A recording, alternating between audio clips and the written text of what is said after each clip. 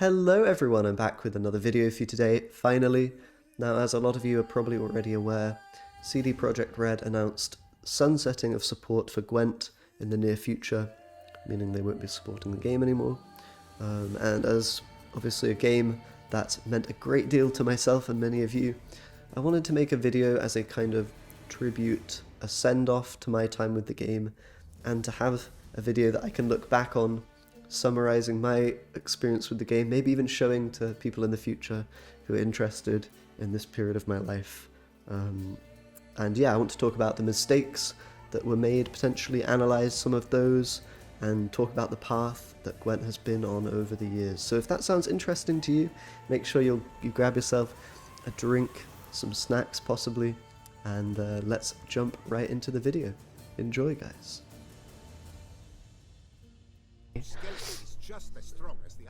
Yeah, it's OP, man.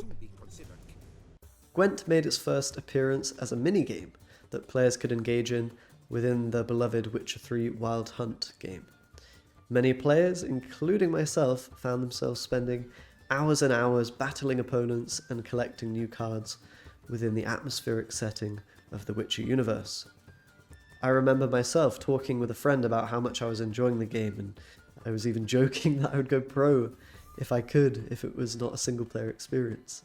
It was honestly quite a bizarre twist of fate.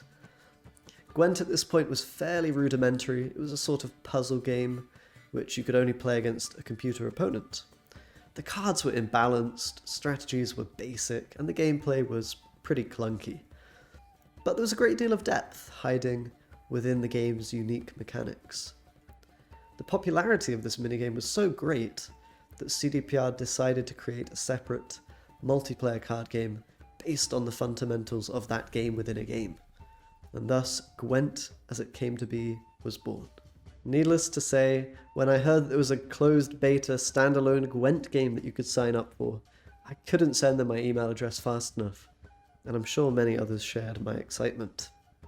Fast forward a few days and I found I'd been accepted into the beta, so I started downloading the game.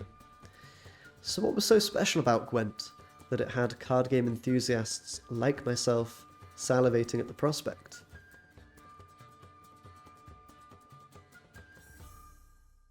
Well, for one, the setting and universe of The Witcher is one whose richness needs no explanation.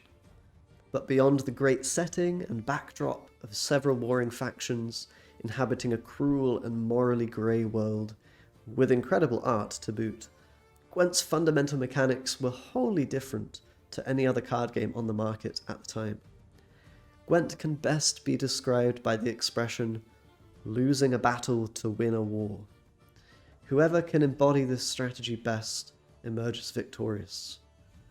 The objective is to win 2 out of 3 rounds by accumulating more points than the opponent. You're able to play a card from your hand on your turn onto one of 3 rows, not dependent on mana, as in with other card games. And you can pass at any point on your turn to give up the current round in favour of the next. This was a rather simple premise, but it did have a few twists to make it more interesting. The first of those is the faction and leader that wages war on your behalf. Want to play as the siege weapon and infantry-based Northern Realms, led by King Henselt? Or would you perhaps prefer getting into bed with literal monsters, vampires, and insectoids, led by Eredin from The Witcher 3? Not only do these different factions have access to a completely different arsenal of cards, in the early days of Gwent, they also had their own unique faction ability. For example, with monsters you could keep one of your units on the board for the next round, giving you a huge point advantage.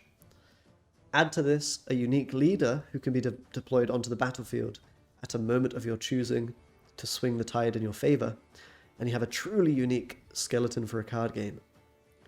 Diving deeper into the mechanics, there are also disloyal units, like spies who can be sent to the opponent's side of the battlefield, potentially strengthening their forces, but providing you with some powerful benefit. Alternatively, there are weather effects, like fog or torrential rain, which drastically alter the battlefield and both players' cards' ability to perform. Add to this unique abilities for many cards which promote synergies and wombo combos, monsters consuming one another to become stronger, or Skellige Vikings buffing each other up and strengthening themselves for future rounds, are just a couple of examples.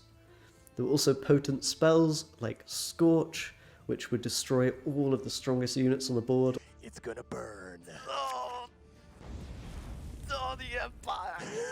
The Empire! No. Oh, it hurts over here. It hurts to watch. 36 points scorched. The engine has been denied. Tilbot is in massive, massive trouble.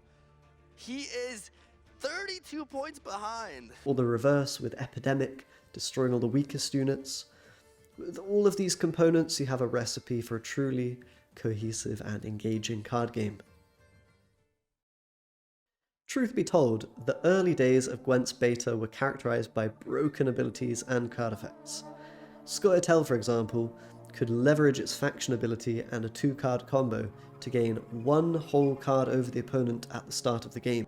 Oh, we get the Milver value. Oh my god, we win the game. That's so funny. Oh, this game. Fuck, dude. Obviously, having an extra card and the ability to respond to your opponent's final move in a game without resources is incredibly powerful. Going second in the game was considered a huge advantage. You could decide whether to pressure the opponent early in the game, or simply throw away your worst cards while waiting for the opponent to pass, or overcommit resources. This effect was exacerbated by Silver Spies, disloyal units which every faction had access to, and which would draw you 1 card while giving the opponent a large number of points. Going second meant being able to often gain card advantage over the opponent, while also not committing your best card to the round. Something that could certainly be quite frustrating to play against. Despite this, in some way the asymmetry of the factions made up for such polarized balance. Monsters, for example, didn't necessarily care about having less cards than you, since every card they play would be worth a boatload of points, and they could carry over their biggest unit between the rounds. It was during this phase of the game that I got super invested in Gwent, around the time of my A-levels, which, if you aren't aware, are the exams you take in the UK before going to university, so they're quite important. But yes, streaming Gwent was a decision that impacted my life immensely. At this time, Gwent would also be boosted in popularity by large streamers such as Life Coach, who had moved away from playing Hearthstone in favour of this new and upcoming gem. Mega Mogwai as well, a popular duelist and Pokemon streamer, was also loving his time with the Gwent. In closed beta, the release of the 5th faction Nilfgaard unlocked new possibilities, with archetypes revolving around revealing the opponent's cards and deepening of the disloyal units mechanic, which would allow you to put units on the opponent's board and then interact with those. Towards the end of the closed beta, to herald the move to open beta, the first official Gwent tournament was held, Gwent Challenger No. 1, with 4 invited celebrities from Hearthstone and elsewhere, and 4 players qualified through a grueling qualifier tournament. The stage was set for the showcasing of this potentially revolutionary CCG. Live from the ESL Arena in Katowice, Poland. Last month, 4 of the best among Gwent players qualified to compete against 4 established pros from the world of competitive gaming. Now, Vishra has 15 years experience in the competitive card game space. Do you think that that matters? I've never heard of him before, so I guess not. This is Vishra. Vishra, this is PPD. You're going up against him right now. Now, I have had a chat with you about this. You've been pretty confident from the get-go. Has that changed much? No. Will this be enough? I don't think it is. Let's watch it. It's always fun to watch. 9 away. 9. 7. He still got him. PPD. He still got him. Upset City. Wow. Upset City. One of the huge appeals of Gwent was that the randomness inherent to many card games had been tuned way down.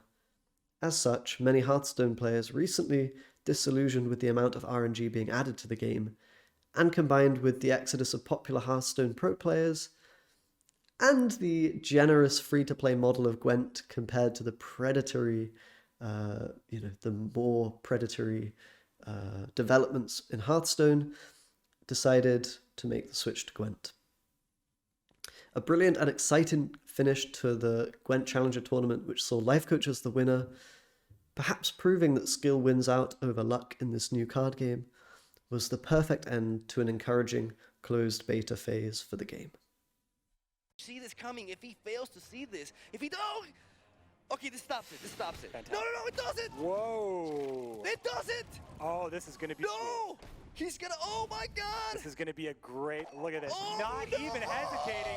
We've been waiting to see that level of value from Gerald Igny. Oh What my God, he's got absolute him. meltdown. Couldn't have scripted it any better. Wow, he walked it. He could have avoided that, but he didn't see it. Oh man. 1 spider, 2 spider, 3 spider. 109, that is the final strength that Life Coast has generated here.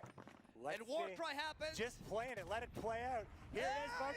So Barely close. missing So out. close. Life Coach wins. What Barely. a series. What an amazing way to end this event. Oh my God. And that's a 69 February, by the way. That, nice.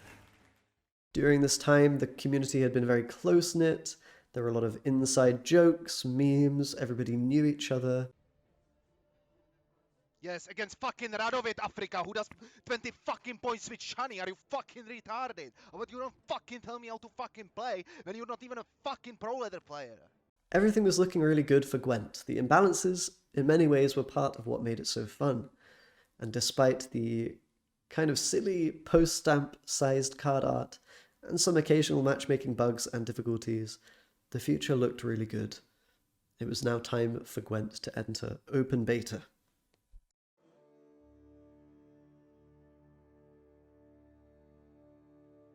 The launch of open beta in May 2017 is arguably where the troubles begin for Gwent. CDPR decided to revamp a huge number of the game's fundamental concepts, along with a plethora of changes to cards in general, and the ability for many cards to be placed in any row rather than being locked to a specific one of the 3 had been changed. The changes were received very well by the community, enamoured by the novelty of such changes and the seemingly intelligent direction the game was headed in, despite the removal of many seemingly popular aspects of the game. Noxious, a popular card game streamer who'd played in the first Gwent Challenger tournament, described it as them almost making a new game. He would go on to leave Gwent soon after. So what did they change exactly? Well, they firstly removed faction abilities entirely, which was met with mixed feelings. While losing this lore-friendly component cost Gwent a great deal of its asymmetrical gameplay, which arguably was one main draw of the game, it would understandably have been a nightmare to properly balance when accounting for new card abilities, leader effects, and the like. As well as this, they also changed how the weather mechanic worked. Before, when it had straight up nuked the point value of whichever row it was used on for both players, provided the units didn't have weather resistance, it now instead dealt incremental damage each turn, becoming more of a slow-burning napalm strike for the opponent to deal with, instead of the mutually assured destruction of a tactical nuke. I hate this. I hate the gold weather meta. I hate scoia'tel. I hate every deck. I don't know, dude. In my opinion, this change, while reducing the variance in what you could expect the opponent to hit you with at the end of a game, and in some way making it less frustrating, it did destroy one of the most interesting mechanics that Gwent had. The ability to rapidly swing the tide of battle, surprise the opponent with weather, insurmountable due to their deck strategy that also affected you, but you were better prepared for it and so were not as negatively affected. And they replaced it with just another gain a certain amount of points per turn mechanic, of which there were already plenty. At this point, such changes were difficult to detect as troublesome, but the erosion of Gwent's fundamental identity would continue with further updates. The next drastic change to Gwent would come several months into the beta, with the removal of gold card immunity. I should probably explain what gold cards are. Basically, in this version of Gwent, your deck would consist of 4 gold cards, 6 silvers, and the rest bronze. Gold cards are your super uber finishers, or power plays, that you have limited access to, that will swing the game heavily in your favour when played. They were also immune to damaging and disruptive effects, other than a select few, allowing them to reliably find good value and be difficult to deal with. Silver cards were like gold cards, but not nearly as crazy. They would be the special tech cards needed in certain situations, like the silver spy gain for gaining card advantage, or cards which could lock units and deny their abilities, as well as just powerful point swings in their own regard. Bronze cards made up the core of the deck, providing synergies between one another and being both expendable and valuable depending on the length of the round and objective of your deck. The gold immunity change therefore allowed pretty much everything to suddenly interact with those gold card power plays that were previously, well, immune. This had many unintended consequences for the game's health and balance, some which would have been spotted at the time, and others perhaps not so much. For one, certain gold cards which gained their value over the course of a longer round, things like Yennefer for example, which would damage the opponent's units each turn, would suddenly become borderline useless, because they could be easily and cheaply destroyed or answered by generic cards that everyone would run in their deck. A similar problem would exist for any card that had an interesting effect that would activate if unanswered by the opponent. Just take Ciri, for example, a gold card which would return to your hand if you lost the round, giving you pretty easy card advantage. She was prevalent in many decks before this change, but was never seen again competitively afterwards. Another consequence would be that interaction between decks would increase a lot, and control decks would become more viable. This could arguably be something good, allowing for reactivity to your opponent's plays, and more engagement. But in reality, this took away from the solitaire, almost feeling that Gwent often had. The ability to play your deck better than the opponent playing theirs was something that Gwent really highlighted and championed. Additionally, there were already ways to interact with gold cards. They were just rather committal to do. Things like Demetrium Shackles would cause you to trade down in points, so it would be quite a negative card to have in your deck unless they were running a particular gold card that you had to deal with. So, all in all, gold cards became just like slightly better silver cards, rather than the unbreakable cornerstones of your deck. In some way, this change pushed Gwent closer to being like Magic the Gathering or Hearthstone, in that it was now possible to interact with everything your opponent was doing. Perhaps the move to be more like other CCGs was intentional, but that's something I'll discuss a bit later.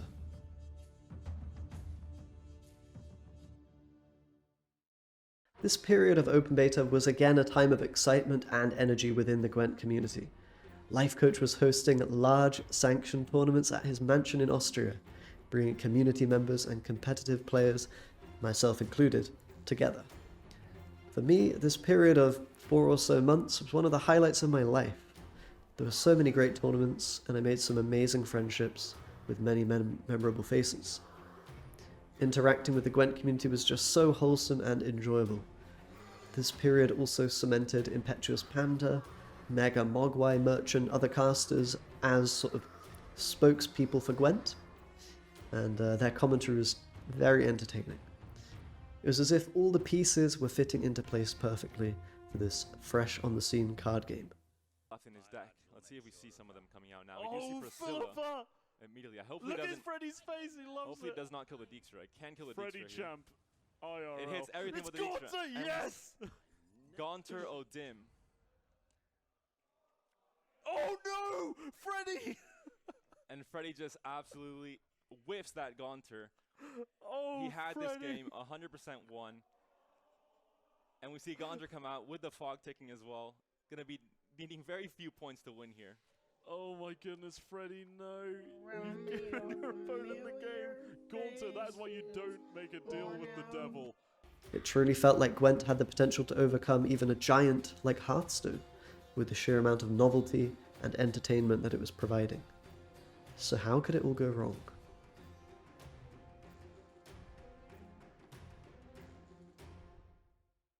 Fast forward to winter of that year and the infamous midwinter update that most people recognise as a catastrophe for Gwent. Up to this point, the decisions made by CDPR were certainly questionable, but there was clearly some kind of logic to them, and so players still had faith that those steering the ship weren't completely incompetent. This all changed with the midwinter update. Coming off the back of the most viewed Gwent tournament to date, Gwent Challenger number 2, which, not to brag, was won by yours truly. The midwinter update squandered all semblance of hope that players would have regarding the future direction of the game. An update bringing 100 plus new cards should have been cause for celebration, but instead it ended in disaster. The problem started with the sheer amount of bugs. It was a product that had been rushed to market for Christmas time, which resulted in several game-breaking bugs, which allowed you to do all sorts of crazy stuff you shouldn't have been able to do, like pick up your opponent's cards with your leader ability and stuff. It was just crazy. Made it quite unplayable for a while. There was also imbalance in the form of certain new cards and interactions, which resulted in some incredibly ludicrous scenarios, including the ability to play 3 or 4 Silver Spies in one game, a far cry from the already somewhat OP one card advantage that they could usually offer you. What's more, the response to the issues were rather slow due to it being the holiday period, which only added to the outrage and backlash.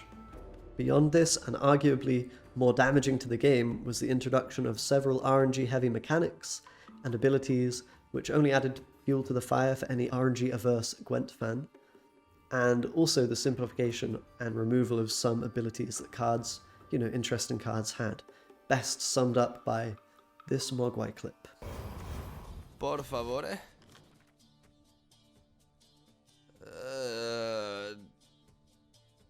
Deal 5 dip? Okay, why, what did they... Okay, see, I don't like this. I don't like this. This guy's effect was really cool, like dealing 3 damage and then placing... Why dumb him down like this? No, I don't... Come on, man.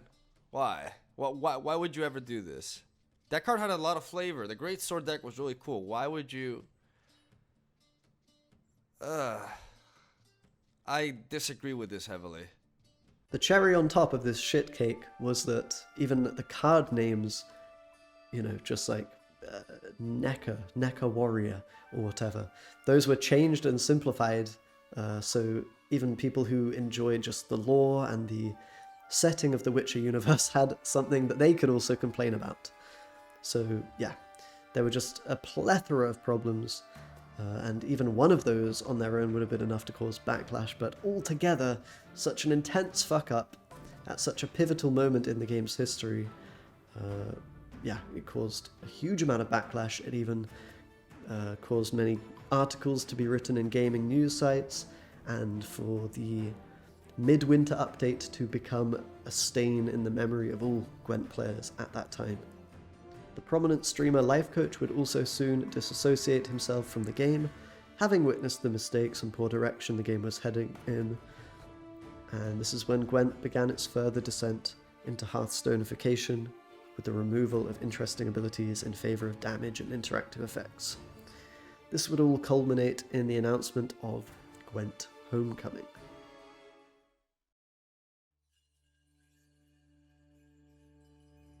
In April of 2018, not long after the Midwinter fiasco, CDPR published an open letter detailing their plans to release Gwent fully in 6 months' time. This project was named Homecoming.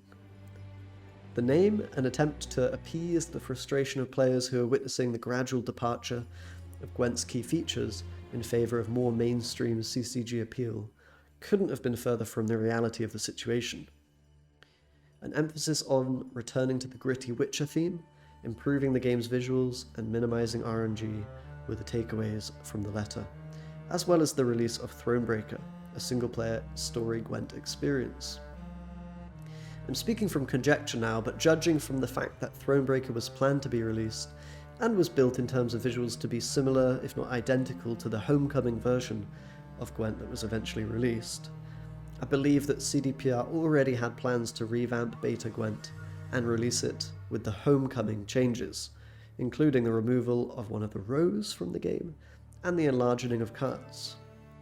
As such, I think it's fair to say that CDPR were deceptive with the naming Homecoming, which gave the impression that they were working to completely redesign the game with the feedback that they had recently received from Midwinter in mind. Instead, I think they were just announcing what had already been planned, but with a spin on it that would hopefully appease some of the negativity from recent failures. This to me feels like a rather big betrayal, especially given that their efforts to return home, as it were, would only end up with the game being the furthest it had ever been from its origins, and more similar to the CCG competition. So, Gwent now had to endure 6 months without a huge amount of content, waiting for this huge release with bated breath. In the meantime, tournaments continued and the game seemed relatively healthy, if a little stagnant. There were more challenges, there were more opens, there were many streamers and YouTubers, and content was being created. There weren't so many updates, and it was got a little boring for some at times, but a lot of us still really enjoyed Gwent during that period, and there were some real highlights as well. Some really good tournaments that I played in also, which were really, really a lot of fun. And we're gonna see artifact compression there. Player bronze, there it is, Yeah, this is perfect. I mean, as long as he can click the right button, click the right cards, JJ. Will he click He's on on Ethne autopilot. next turn? Ethne is going to be the follow-up play here. Look at Kolova's face, he knows what's happening. Oh man, he's just, what can he do? Like, what can you do at this point? Oh my God, this is crazy. This is crazy. JJ. No! JJ! That's it? JJ! Wow. What, the 2 fastest games I've The seen 2 in fastest Gwent. games you've All right, that's an 11-point Will Harpooner there, while the ship keeps on ticking. Oh man, Freddy's. He's prayed. He's hoping for it. He wants that Nova. Oh my God.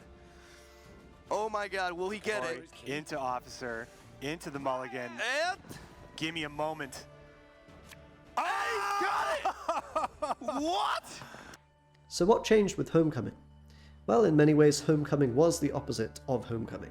It was a departure from what long-term fans had come to recognise as Gwent. 3 rows, gold, silver and bronzes, faction effects and the basic rules of the game were changed. The removal of a row was certainly one of the most challenging things for fans to grapple with, as it essentially showed the importance to CDPR of streamlining the game for experiencing on a mobile phone rather than their care for deepening the gameplay. I think this is also the reason for many of the changes which came with Homecoming, that is, the mobile phone experience, including the new provision system, which replaced the old golds, silvers and bronzes. Gwent would creep ever closer to games like Hearthstone, with cards now being assigned a quasi-mana cost through the new provision system.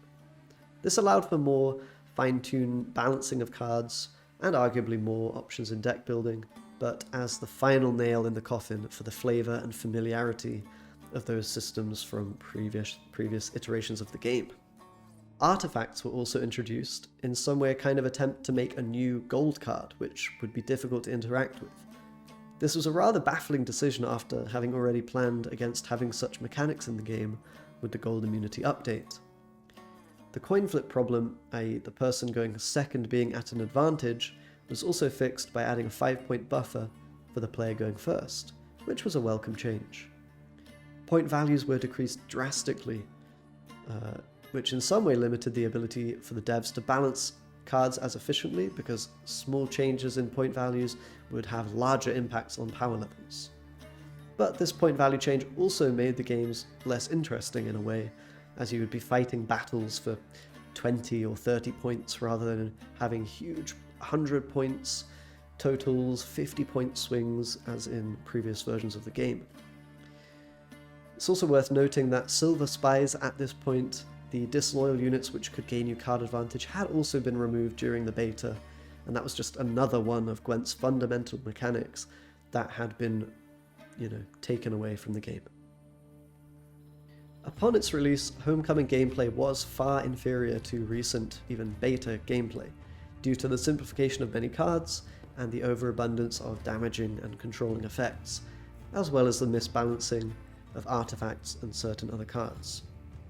These issues would be remedied over time, but not before the initial impression of Gwent 2.0 would be somewhat bland and unimpressive. Ultimately, I think Homecoming spelled eventual doom for Gwent. The writing was seemingly on the wall, the mismanagement and misunderstanding of what Gwent was from the devs had become truly apparent. What had been promised as a return to the aspects of Gwent that the players were there for ended up being a completely new game that no one had really asked for.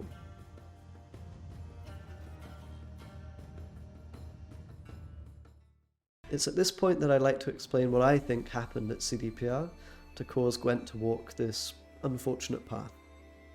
To me, it seems fairly obvious that at some point, higher-ups at CDPR decided they needed to make Gwent profitable, and they made a plan to do that. Throughout the beta, Gwent had been extremely generous, being both free to play and giving players large amounts of currency to create cards and resources just for playing. There was also a refund policy which allowed players to inflate their resources massively whenever cards were nerfed. As a result, CDPR found themselves with a popular game that was incredibly difficult to monetize. Their best course of action was to try to expand into the mobile game market and capitalize on the potential for cosmetic microtransactions in order to save the game's profitability. At some point, Gwent's focus became on attracting as much market share as possible, and therefore appealing to as many CCG players as possible, as well as becoming accessible for mobile gamers who would be likely to spend money on cosmetic upgrades. In many ways, one of Gwent's huge advantages in its monetization for players, especially those believing games like Hearthstone, was arguably one of its limiting factors, pushing the higher-ups into decisions that would ultimately be detrimental for the game's health. Leader models were added into the game so that cosmetics could be sold to adorn them with, and the attempt to become like other card games or be more accessible to players in general only added to the erosion of fundamental Gwent mechanics which were enjoyed by the active player base. In an effort to make more money, Gwent became less like Gwent and more like something that was trying to make money. It's certainly debatable whether there was any other course of action that could have been taken to save the fate of the game, or if its simple existence was a stroke of luck, but inherently destined for failure. In my opinion, I think some of Gwent's potential was wasted, and I personally think the inexperience of CD Projekt in managing online projects of this scope and their profitability, and generally poor management decisions were responsible for a lot of the failures. For example, CDPR were not really hiring developer talent to design the game, but instead were hiring people who had just played Gwent or were highly ranked on the ladder. Those were, people without a lot of experience in designing card games. They were being given roles, the steering the ship type roles, and would be the ones to design and balance everything and try to make things go smoothly. So essentially, in trying to cut costs, the quality and the AAA sort of factor was lost, which probably contributed in some way to the game's waning popularity.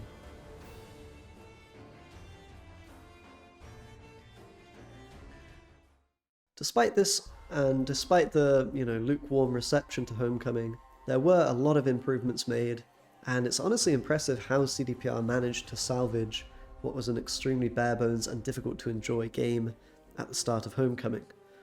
There were many great expansions with a lot of interesting keywords and abilities, and new mechanics which definitely spiced the game up a bit, added a lot of depth and skill to the gameplay, and the game became very enjoyable. The tournament scene continued with a second wind, and balance was never perfect necessarily, but the game found a nice spot, and there were no sort of super mega doom scenarios like had happened with Midwinter. It's fair to say that a lot of the patches that CDPR put out tended to be quite buggy and quite, there usually tended to be some kind of issue with them, whether it be problems with matchmaking or audio issues or a certain card being buggy and being able to be abused on the ladder or something. There were always something that made the game feel a little less polished than it probably should have been, but that kind of is what it is. While the game certainly improved and new mechanics, innovative stuff was being introduced, it just wasn't really the game that it used to be, and I think that combined with the initial bad taste that had been left in players' mouths from this sort of fake promise of a homecoming, I think that would be too much to overcome. Inevitably, the question of profitability and the issue of stagnation and power creep that come with these kind of, permanently online CCGs would weigh on the game's success. Other people have described the issues that they see with Gwent nowadays better than I could hope to, but it seems to me that with less regular content updates, a weakened and, less exciting tournament circuit than seen prior, with smaller prize pools and power creep leaving previously familiar cards and archetypes too weak to see play, as well as even just the removal of many previously familiar archetypes and interesting mechanics. I think at some point stagnation was bound to set in, and a difficulty attracting the old players back who had made Gwent as popular as it was in the first place would be very difficult. A lack of marketing from CDPR also likely contributed to the waning popularity of Gwent over the years, perhaps because they'd be afraid that attracting new players would end up being unprofitable. I think Gwent was always going to be niche in some way, an outlier in a genre that already struggles to find mainstream appeal. The challenge was finding a way for such a niche product with such a hardcore audience to be profitable, and it seems that this time the challenge was failed.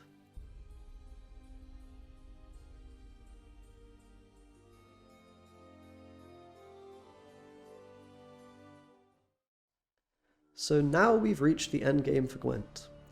A further year of support with some updates and tournaments. But beyond that, only a community-driven voting system to keep the game balance in check and keep the gameplay feeling fresh. It saddens me to think about what Gwent could have been. Part of me can't really believe that it will one day be gone. Despite all the missteps and trials and tribulations, I really can't say that I'm sorry I ever got involved with Gwent. Clearly it's influenced my life massively. I live in Poland.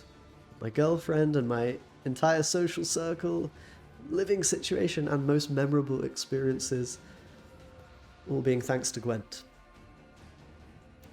Yeah, I don't know if any other card game has had such a comparable effect on so many people. Maybe it has, maybe it hasn't, but Gwent will always have a very special place in my heart for what it means. And it makes me sad that one day my grandchildren, in a few decades, probably won't be able to play around with Gwent and, see the game that had such a large impact on my life. It's quite sad to think. I suppose the inevitability of time often destroys things we hold to be valuable, and I think it's quite important that we make sure we realise we're in the good times when we're in the good times, because at some point you're no longer in the good times and life passes you by, and getting a little bit philosophical there, but you know what I mean. I do hope the community will continue to flourish with the new community balancing system that they're introducing, and I wish nothing but the best to any of you who've been watching videos of mine, streams of mine. It's been a true honour for the 5-6 years that I've spent playing Gwent and creating content, and I'm utterly grateful for it. I really am. And the same goes to the CDPR devs as well. Despite potential mistakes, difficult times, controversies, I'm just really thankful that the work was put in by the CDPR developers, and I'm just thankful this game existed in the way that it did, thanks to all of you. So, what does the future hold for me? That's a question, and I don't really know the answer to it. I've been playing Flesh and Blood, which is a physical card game, kind of like Magic the Gathering. It's a very, very interesting game. I really love the mechanics of it, but it's not super popular, so I probably won't make videos about it. I might do Marvel Snap. It seems to be the hot card game of the year, of the month. If you guys would be interested in that. Maybe I'll make more varied videos. I don't really know. If you have an opinion of what I should do or what you'd like to see, then feel free to leave it in the comments. I'll probably take it into account when deciding what to do, because I'm very unsure. I feel a little bit lost, to be quite honest. And it's been weird, because I haven't made Gwent videos for some time, right? But Gwent's always been this thing that's sort of there, and it's like a safe harbor, like a safe port that you can go to and spend the night at, like it's always something that's been there and a familiar place to go, and community and whatnot. And without that, it's a little bit scary. It's you know, I feel bad for the streamers who are currently playing and who are very invested in the community still. It's going to be a really hard situation to unravel and get to the bottom of, but yeah, feel a little bit lost, not sure what to do. So if you guys have any advice or what you'd like to see, then I'd be very grateful to hear it in the comments. Otherwise, if you subscribe, then you'll be able to see what I do. So maybe subscribe if you haven't already. I would appreciate it. And other than that, I really wish you a very enjoyable time with whatever game you're playing these days. If you're not playing games, I wish you a happy and wonderful life. If I don't see you ever again, then thank you for coming to my channel and watching me and spending some time with me. It's been a pleasure. And if you will continue to do so, then I'll hope to see you soon. And it's been a good one. I hope you enjoyed the video. I hope you've enjoyed your time with Gwent. If you haven't played Gwent, maybe give it a go. If it's still available, I don't know, maybe Gwent will even surge in popularity as people rush to play such a unique game before it inevitably shuts down in the future. But yeah, that's all I've really got to say, guys. I hope to see you again soon. I hope to make more videos for you, but yeah. Thanks a lot for watching. I'll see you again soon. Bye-bye.